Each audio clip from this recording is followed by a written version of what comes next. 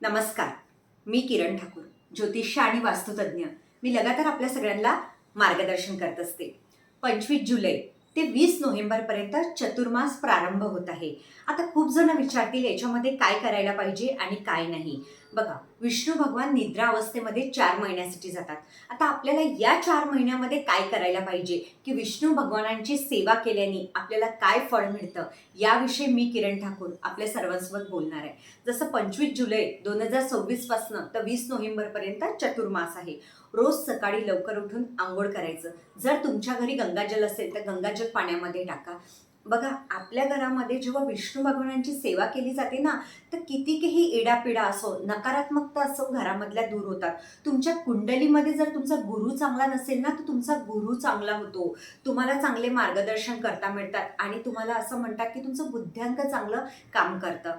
मग आता आपल्याला चतुर्मासामध्ये काय करायचं आहे, तर आपल्याला भरपूर काही पुण्य घ्यायचं आहे. तुम्ही दान धर्म करू शकता. जेवढं तुम्ही अध्यात्म करता, असं म्हणतात की तुमच्या हाताने आधी आपण म्हणतो ना, आपल्या पाठीमागे जे पण काही झालेलं असेल आपल्या हाताने की वाईट, तर ते सगळ्यामधनं पापं आपली धुतल्या जातात.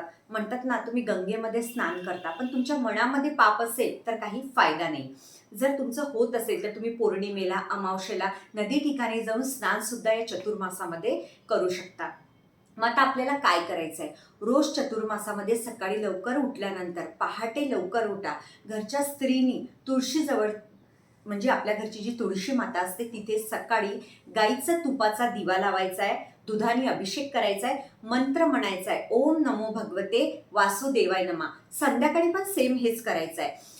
विष्णू सहस्त्रनामचा पाठ रोज करायचा आहे. रोज नसेल होत तर पौर्णिमेला करा, शुक्रवारी करा, या तुम्ही गुरुवारी करू शकता. पिवळ्या कलरची फुलं तुम्ही विष्णू भगवानांना, विठ्ठल भगवानांना अर्पण करू शकता. केळीचं झाड असेल तर तिथे सुद्धा दुधाने तुम्ही अभिषेक करा. तुमचे नवग्रह सुद्धा बॅलेन्स होतील आणि तुम्हाला चांगला रिझल्ट मिळेल. पिवळ्या कलरचं चंदन लावा. जेवढं होईल तेवढं तुम्ही दिवसभर मंत्र जप करा. ओम नमो भगवते वासुदेवाय नमः. खूप लोक भागवत कीर्तन वगैरे करतात चतुर्मासामध्ये. भरपूर काही असतं. आता श्रावण महिना येतो, गणपती येतो. आता लगातार एकामागे एक अध्यात्म सुरू होणार आहे आणि हे अध्यात्म आपल्याला भरपूर काही सांगून जातं, है ना. आधी शंकर भगवान येतात, पार्वती माता येतं, बरोबर, मग गणपती भगवान येतात, नवरात्र येतं, दिवाळी येतं, लक्ष्मी माता. लक्ष्मी माता आल्यानंतर आखरीला देव उठणी एकादशी येतं आणि विष्णू भगवान जागृत होतात, म्हणजे निद्रा अवस्थेमधनं बाहेर येतात. म्हणून या 4 महिन्यामध्ये जेवढं होईल तेवढं तुम्ही विष्णू भगवानांची सेवा करा. गाय मातेची सेवा करा. गाय मातेची सेवा केल्याने आपल्याला मेवा मिळतो, है ना. मग आता आपल्याला काय नाही करायचं आहे, तुम्ही शुभ कार्य नाही करू शकत.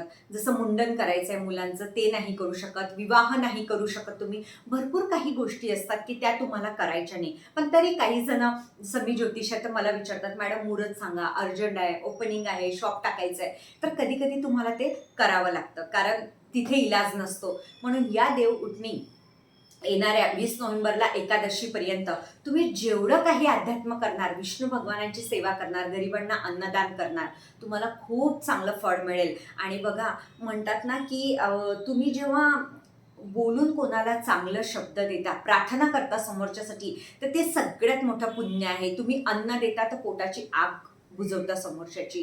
तुम्ही अचानक कोणाला कोणती मदत करता तर तिथे तुमचे कर्म कट होतात. म्हणून आपल्याला या प्रकारे करायचं आहे, है ना. आपण अध्यात्म तर करत आहे, पण आपल्याला प्रॅक्टिकली सुद्धा लोकांची मदत करायची आहे. ओम नमो भगवते वासुदेवाय नमः.